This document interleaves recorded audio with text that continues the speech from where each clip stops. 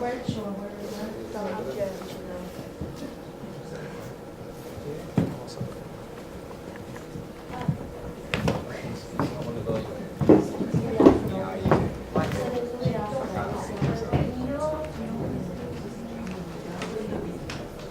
Yeah.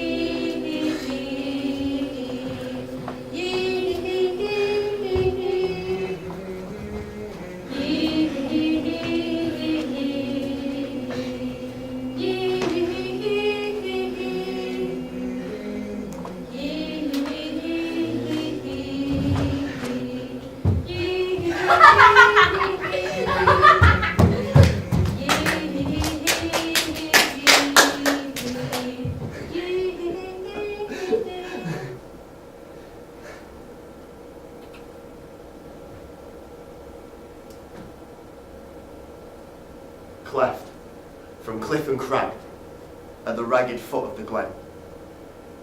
On slope of scree and scrub and bruised bracken fell. A dark declivity reaching onto a stretch of strand.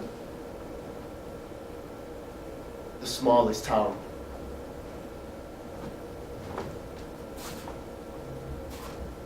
Waves crash and spit and spray day in, day out at the harbour wall, battering Belfast.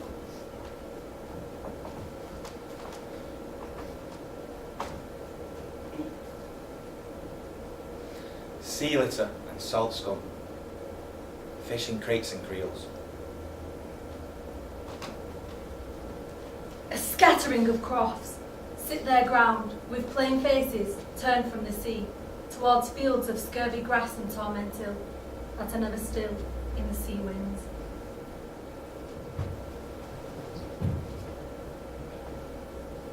church lunches. Dower, in sight of skerries, skirted by gravestones that are worn to the bone.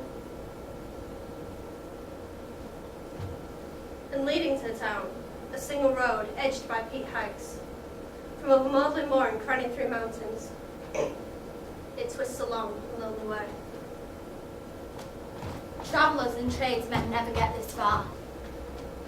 Sailors pass in the offing, their prows pointed to bigger harbours, friendlier ports. In a town like this, there's no point in dreaming, no hoping, no making dough out of the kind sky. You can scheme all you like around the wilds. Dream of distant dance halls, ballrooms of romance. There is no point. You can stare, be guide and listen. Fill your head with nonsense, love songs and melodies of faraway places, strange sounding names, far away, over the sea.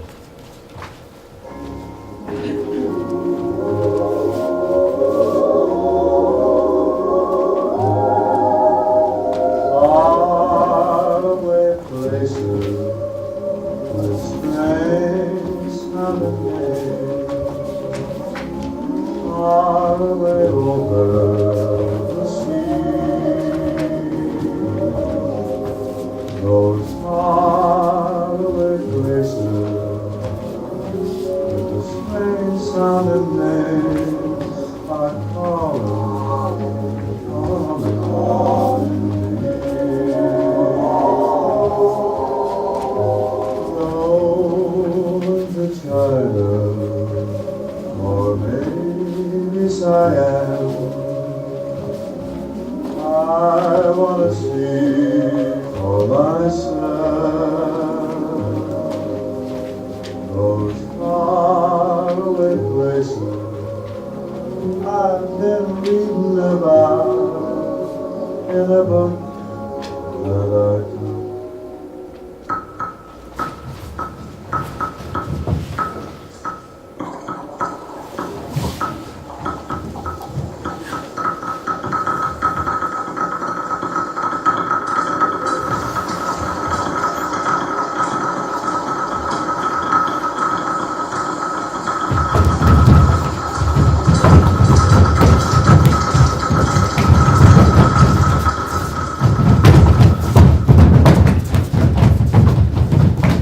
Hard world, storms tear the roofs off houses, and there is no choice, and there is no choosing, save the doing with what you can, with what the good Lord gives you.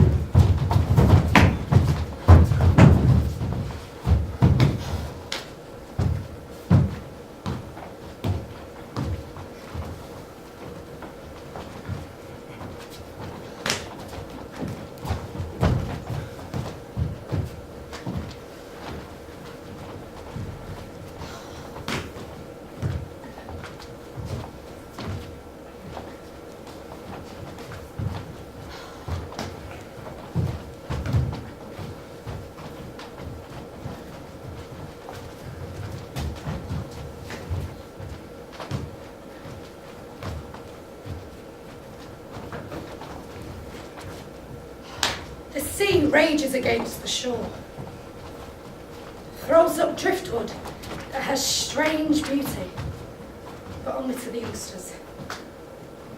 And they never lift the wood fast enough, and they trail, gazing behind them on the long trudge home from the sea.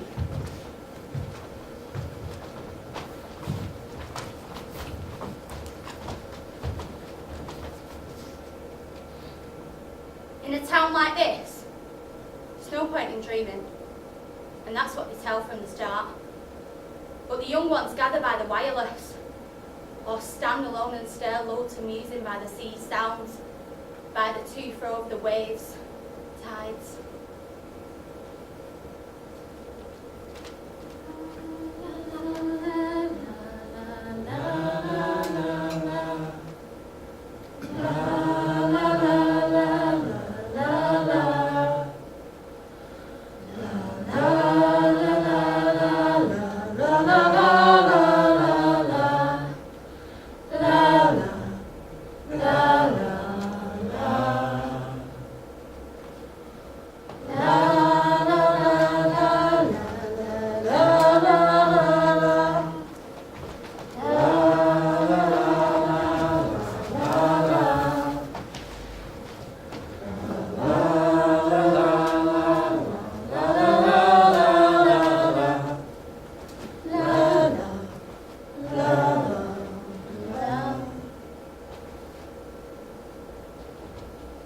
On the long days, when the nights are wide-eyed, they lie out under the heavens and talk long dreams into the night.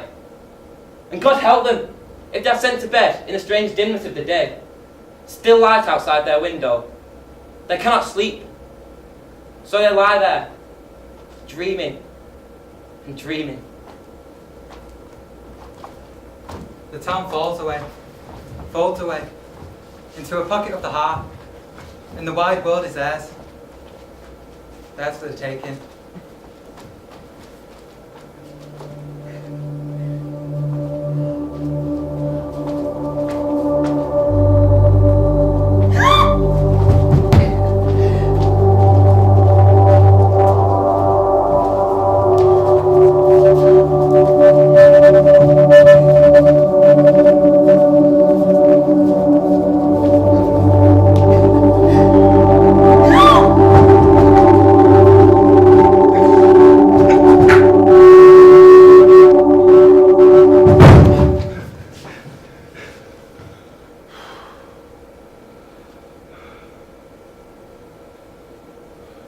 We wake in the morning, in their own small beds.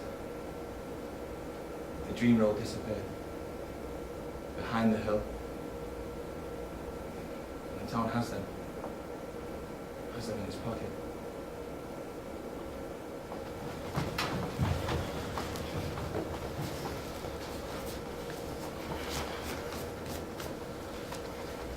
On the appointed day, the elders come to all the young. To those who are starting out in life, they come.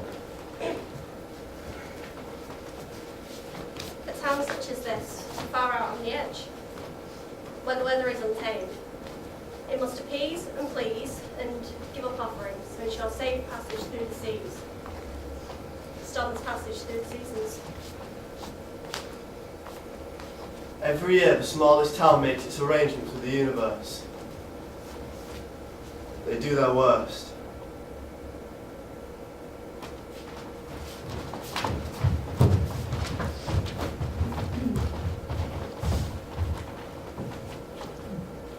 Sheila is laughing in the firelight as her tomboy curls are flattened into a Sunday straight, fit to be shawled, and she, standing in shoes, who only yesterday ran barefoot and bare-legged against the bite of the crash of the ice surf, helping her father on the catch, the fisherman's girl. Hey, hey, hey. Brothers and sisters, little look on it all. It is the day. The mother and older sisters harden their faces at her. This will tone for her, they say, knowing she will come back changed. All that laughter drained from her eyes, and her eyes emptied, and her hankering for the wireless put to a stop.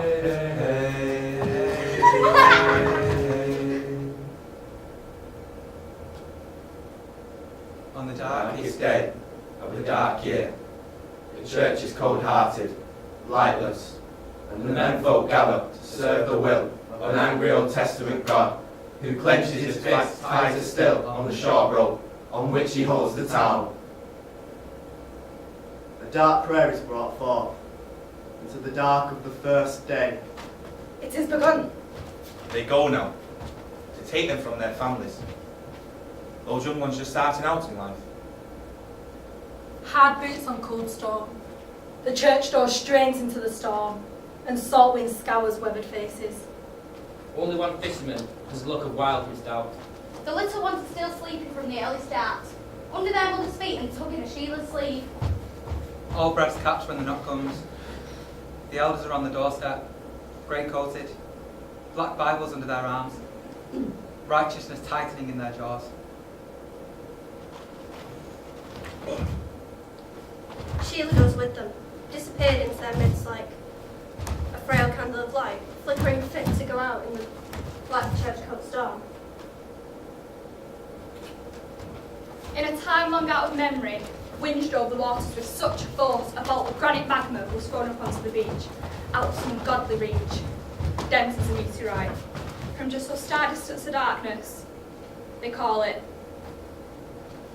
the altar stone.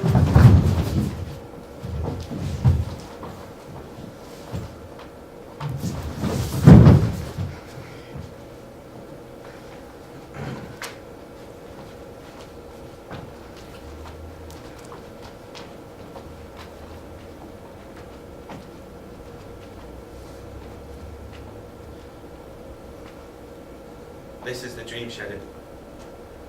They bring them here. Those slender saplings in their best clothes, coats and dresses, whipping against thin legs. Sunday shoes slipping on the cobbled strand, and hair blown into faces. Sheila trying now to not cry. One at a time, in the arms of the elders, a baptism of salt air, the grip of her hand on her head, hand on her heart, someone's fervour burning you her throat, her tears lost in the stale smoke smell of the grey coat, a black Bible ploughed against the sky.